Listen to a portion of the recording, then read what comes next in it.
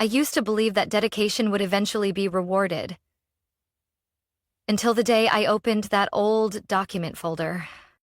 That afternoon, I stopped by my parents' house in Salem, Oregon, like I did every weekend.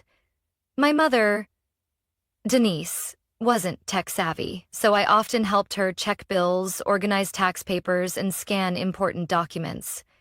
That two-story red brick house, the one I had spent nearly a decade financially supporting and helping renovate tile by tile, felt like a second home to me. "Can you take a look at this for me?" she said, handing me a messy stack of papers before heading back to her orchids in the backyard. I sat down at the dining table, sifting through the pile, until my eyes landed on a thick, cream-colored envelope labeled in bold, "Estate Plan and Will."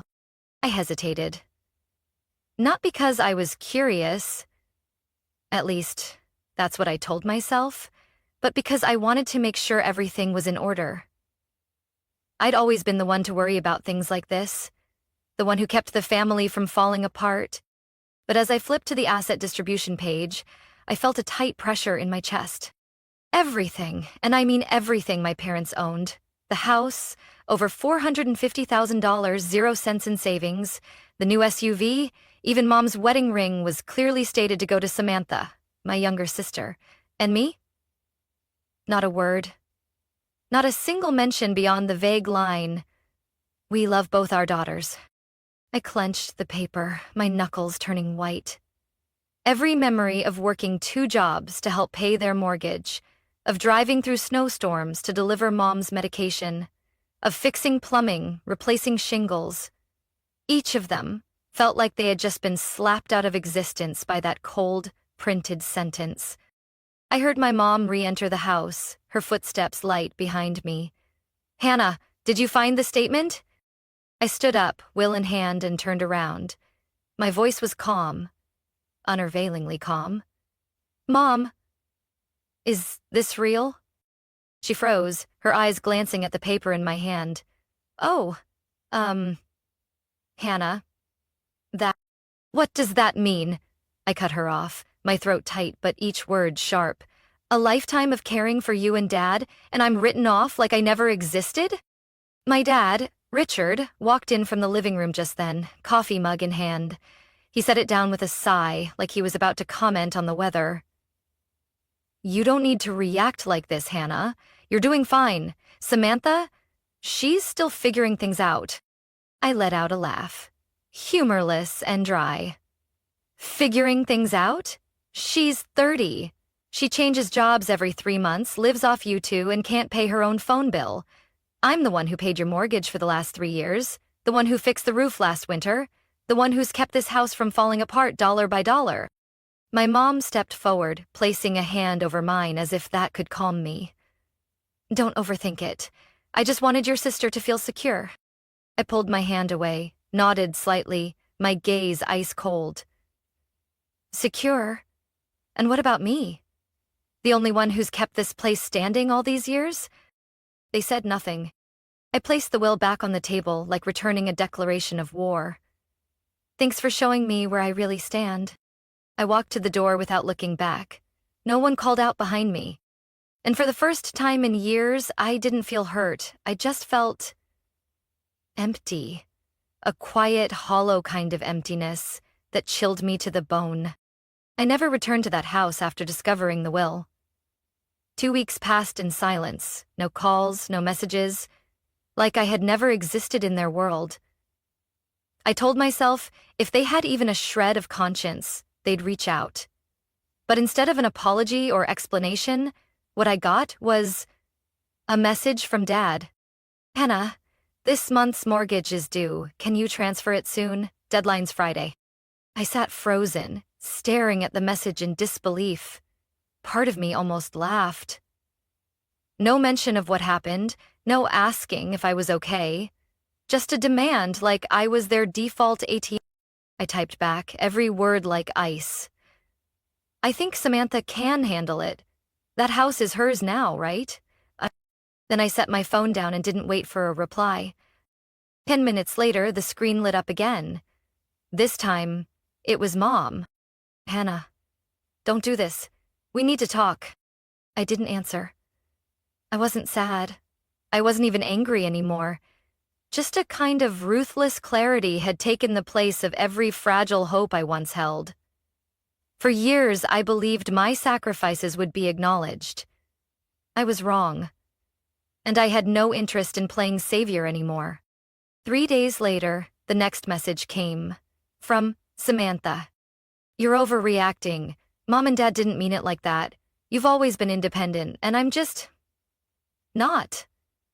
You know that. I typed slowly, each word cutting through my sister's fake mask. Then prove you deserve what you've been given. Start by paying the mortgage. No response. Another week passed in silence, until one Monday morning, while I was sipping coffee in my kitchen, my phone buzzed with a transfer request. Exactly $2,900.00 from my mom. No message. Just a cold withdrawal request, as emotionless as the way they'd written me out of everything. I hit decline without a second's hesitation. Minutes later, the phone rang. It was Mom. I let it ring to the fourth buzz, then declined the call. A message followed immediately. Hannah, I know you saw it. Why did you decline? I closed my eyes, took a deep breath, and replied, because it's no longer my responsibility. Ask Samantha. For the first time in my life, I felt like I had control. I wasn't the one scrambling to fix cracks I didn't create. I wasn't sacrificing my entire youth to patch up other people's failures. 3 days later, Samantha texted again. You're being so selfish. Didn't you always say family comes first? I reread that message over and over. Family? The family she was talking about was the same one that treated me like an outsider, like a walking wallet. I replied with one sentence. Family is about fairness and respect, not using someone until they're no longer useful. After that, there were no more messages. Silence settled over everything, but this time, it didn't feel lonely. It felt like relief, a release from a burden I'd carried for far too long. But deep down, I knew. This silence was only the beginning, because they'd be back. When no one else would help. When the house was at risk of foreclosure. When Samantha, with all that inheritance, still wouldn't know how to pay a bill on time. And when that moment came, I'd be ready.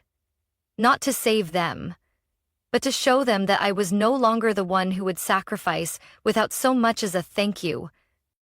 The next message from Samantha came near midnight while I was halfway through a historical novel and sipping hot tea. The phone lit up, and I didn't even need to open it to guess the tone. You're blowing this way out of proportion. I scrolled and kept reading. Everyone's already stressed out. Why are you choosing now to be dramatic? It's just a few payments. You've always done it. A dry laugh slipped from my lips, without any humor at all. Just a few payments. Easy to say when you've never paid a utility bill in your life. I typed back. I'm not being dramatic, I'm being clear, and you better get used to it. Less than a minute later, she replied, You're seriously selfish. Don't be surprised if Mom and Dad don't forgive you. I set the phone down. For the first time in years, I didn't feel guilty. I wasn't haunted by what if they're upset, or obsessed with being the good daughter. I had crossed the line between being exploited and standing up for myself. The next day, I called the bank and requested my name be removed from the joint account used for the mortgage. I also contacted the utility companies and canceled all the auto payments I'd been secretly handling for years. I'd deleted the bill reminders on my phone, like a small ceremony marking the end of my role in their household. That night, I cleaned up my tiny apartment, played my favorite playlist, and bought myself a chocolate cake I'd always loved but never bought, because the money always had to go toward more important things. I started sleeping soundly. I woke up without the jolt of a payment notification. I went to work without feeling like I was dragging 3 other adults on my back. I even signed up for an online art class, something I dreamed about for years but always pushed aside because I didn't have time or really wasn't allowed to be selfish. And as my life started to breathe on its own again, the knocks from the past came louder. Early the following week, my mom, Denise, called. I didn't answer. A, a message came right after. Hannah, we need to talk. Your sister doesn't know how to pay the internet bill. Can you help? I didn't respond. 2 days later, another one. The landline got cut. She says she can't log in. I don't know what to do. I read the message, then opened the bookshelf and pulled out the old notebook, where I'd once written down every password, billing schedule, and customer service number. Every time my parents didn't know what to do, they called me. Every time Samantha forgot a payment, I handled it. This time, I closed the notebook and put it back. I wasn't their assistant. I wasn't the backbone of a system that erased me the second I stopped being useful. 3 days later, another message from Samantha landed in my inbox. Are you kidding me right now? The power's about to be shut off. Are you really going to let that happen to our family? I replied with just one sentence. No, I'm just letting everyone take responsibility for their own choices. Silence. I didn't hear anything for several more days. Until one morning, a call came from an unexpected number. Mrs. Lorraine, the neighbor who'd lived next to my parents for the last 20 years. Your mom asked if I knew anyone selling houses. I think they're not managing well anymore. I thanked her, then hung up. I didn't feel smug. I didn't smile, but I didn't cry either. I just sat by the window, watching sunlight spill through the trees out front, and realized something. For the first time in my life, I wasn't being crushed by duty or guilt. I had chosen to step out of the cycle, and I wasn't going back. The first message came on Monday morning, from someone I didn't expect. Mr. Walter, the neighbor who'd lived next door to my parents for over 20 years. Hannah, are your parents okay? Denise asked what day it was. She thought she got the date wrong, but she just got a letter from the bank. It clearly says, Notice of Foreclosure. I stared at the screen. So it had happened.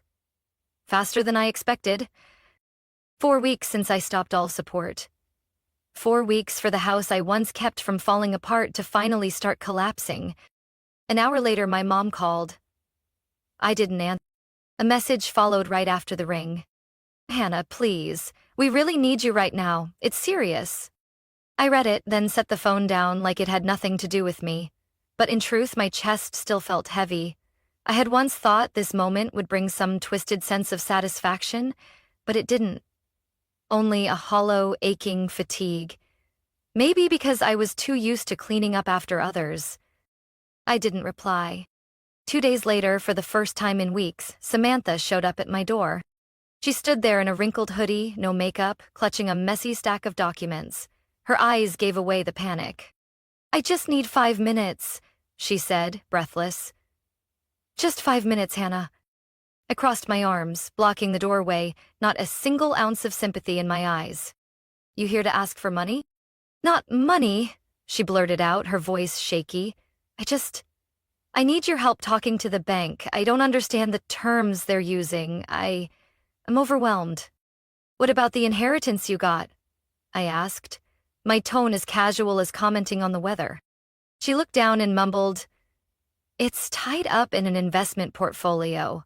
If I withdraw now, there's a penalty. I didn't think it would spiral this fast. I raised an eyebrow. Yet you signed for everything without hesitation. I thought Mom and Dad had it under control. They said it was all set. I didn't think. Exactly. You didn't think. Like, always. Samantha fell silent. I stepped out and pulled the door closed behind me. This is the lesson you need to learn. Everyone stumbles. But no one grows if someone's always there to catch them. You're really going to let them lose the house? I'm not letting anything happen. They made their choice, now they live with it. I turned away, leaving Samantha standing alone in the building's hallway. 3 days later, I ran into Ben, an old classmate turned real estate agent, at a networking event at the local arts center. I was just about to tell him about the photo project I'd been working on when he interrupted, eyes wide. Hey, is your parents' house on Vine Street? I nodded. Someone on my team mentioned them. Sounds like they're urgently looking to sell. Old house, needs work, high foreclosure risk. Are you doing okay? I gave a faint smile. I'm fine. I guess they're not. Ben looked like he wanted to say more but decided against it. That night, I opened my laptop and spotted an email from a legal aid organization I volunteered with back in college. They were recruiting mentors for a new program, helping seniors manage housing debt. I smiled softly. Life had a strange way of circling back. I sat quietly for a long moment before starting the application. Not for my parents. Not for Samantha. For me. The one who had finally learned to let go. I didn't need to save the old house anymore. But if I could use what I'd been through to keep someone else from falling into that same cycle, that would be worth it. Saturday afternoon, I had just wrapped up a photography workshop and returned to my quiet little apartment, expecting nothing more than a hot cup of tea and a peaceful evening. But as I pulled into the parking lot, I saw a familiar silver minivan parked near the gate. 4 years ago, I had co-signed for that van when my dad, Richard, could no longer make the payments. I'd transferred the title to him last year as a final gesture of trust. Now it sat there like a bitter reminder. I got out of my car, walking slowly. My parents stood waiting near the building entrance. Samantha stood a bit behind, clutching her purse, eyes full of barely concealed worry. I said nothing. I stopped a few steps away, arms crossed, waiting. My mother, Denise, spoke first. Her voice was trembling. Hannah, I'm sorry we had to come here, but things have gotten out of hand. The bank's coming to reassess the property next week. My father continued, his voice lower and wearier than I'd ever heard. We made a mistake, I know that, but if the house is taken, your mother won't be able to handle it. I looked straight at him, my gaze colder than it had ever been. Then why, when writing the will, did you decide I wasn't worth including? He dropped his eyes, fingers fidgeting with the edge of his coat. Back then, we thought you'd be fine. You've always been strong. But Samantha, I interrupted, gets to fail, gets forgiven, and inherits everything. I turned to face my sister. She pressed her lips together, said nothing. No denial, no excuse. I gave away my youth, I said, my voice quiet but every word sharp, without conditions. And in return, I got disregard. And the assumption that Hannah will take care of it. I'm not in that role anymore. My mother's tears fell. We didn't know it would come to this. Can't you help? Just a little, just for a few months until things stabilize. I shook my head, a breeze in my chest sweeping away years of obligation. I'm not saying no because I can't help. I'm saying no because if I do, everyone will go right back to believing they never need to change. Samantha finally spoke, her voice small and broken. I didn't realize it would get so complicated. I thought it just needed time. I didn't think you'd walk away so fast. I looked at her. For the first time in weeks. I didn't walk away fast, I warned. I waited. I hoped. But our family chose to ignore all of it. So, this is really the end? My mom whispered, tears still fresh on her cheeks. I looked at her. The woman who once rocked me to sleep, who I'd brought medicine to, taken to the ER, cooked for after my dad retired. And I saw, clearer than ever, the line between blood and actual love. I didn't end this, I said. It ended the moment you decided who deserved to be named and who didn't. No one said a word. The late autumn wind whistled through the bare trees, carrying with it a chill that no jacket could warm. I stepped up onto the porch, pulled out my keys, and unlocked the door. Before walking inside, I turned back one last time. I hope you find a way, but I'm no longer the lifeline for this family. I looked at Samantha and spoke slowly. If you truly want to grow up, this is your chance. I've stepped off the merry-go-round. Now it's your turn. I walked in and shut the door behind me. The sound of the wind in the hallway drowned out their footsteps as they left. I stood quietly in my living room, afternoon sunlight casting a long beam across the floor through the glass. No tears. No heartbreak. Just a silence. Peaceful. I thought that after that final confrontation, they'd go quiet. I had hoped the truth would make them reflect and quietly step back out of pride. But I overestimated the self-awareness of people who've always lived off others. A week later, I got a message from Olivia, a close coworker at the art center. "Hannah, are you on Facebook? You should check your mom's page. She's posting some unbelievable stuff." My hand trembled slightly as I typed Denise Baker into the search bar. Her timeline was filled with emotional posts, flower photos, and inspirational quotes, but what made me freeze was one standout post, with a picture of our old house attached. It's heartbreaking when your own daughter turns her back on family, abandoning sick and aging parents, refusing to help in our time of need. After everything we sacrificed for her. Over 80 shares. The comments were full of sympathy, comfort, and judgment for the ungrateful child. I bit my lip, scrolling further, and saw another post. This one from my dad, Richard. "We thought Hannah was someone who loved her family, but when we needed her the most, she walked away without a word. The house is about to be taken, and she acts like nothing's happening." Then came a post from Samantha, with a clearly mocking tone. "Some people are only kind when they're above you, looking down. But when family asks them to step down and help, they choose silence. That's today's version of strong, I guess." I gripped my phone tighter. I wasn't angry. I wasn't even shocked. I was tired. When guilt didn't work on me anymore, they turned to public shaming. But they forgot one thing. I wasn't silent anymore. That night, I opened my laptop and logged into my Facebook, which I rarely used. I made a single post. No background color, no fancy design. But every word was clear as daylight. My family is sharing a one-sided story, so, to be fair, here's the truth from my side. I attached a photo of the will, with Samantha's name as the sole beneficiary. I posted snapshots of the mortgage payments, utility bills, insurance, all under my name. Then I included the last text I got from my mom, asking for $2,900, 0 cents, to save the house. I ended with one line. My silence wasn't consent. I was just waiting for the right moment to tell the truth. That moment is now. Within 10 minutes, the first comment appeared. "Hannah, you seriously did all of this? I can't believe it." An old friend commented. "You're one of the kindest people I know. Don't let anyone make you doubt that." Then, one by one, people started sharing the post. Some who had known my parents chimed in, many expressing surprise.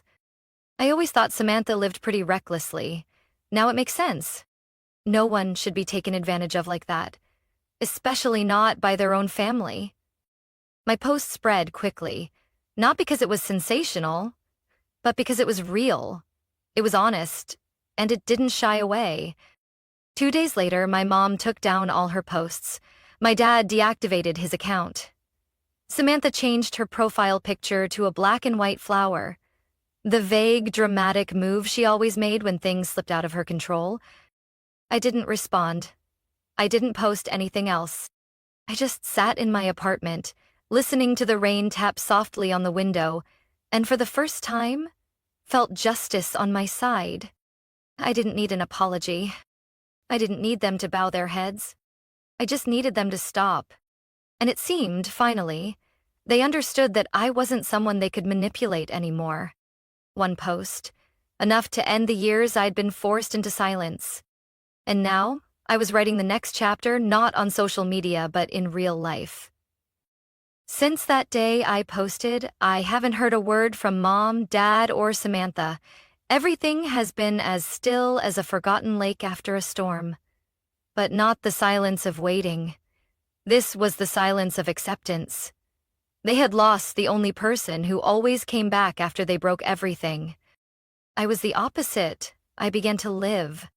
Every Monday morning, I headed to the art center to teach my first photography class for high school students.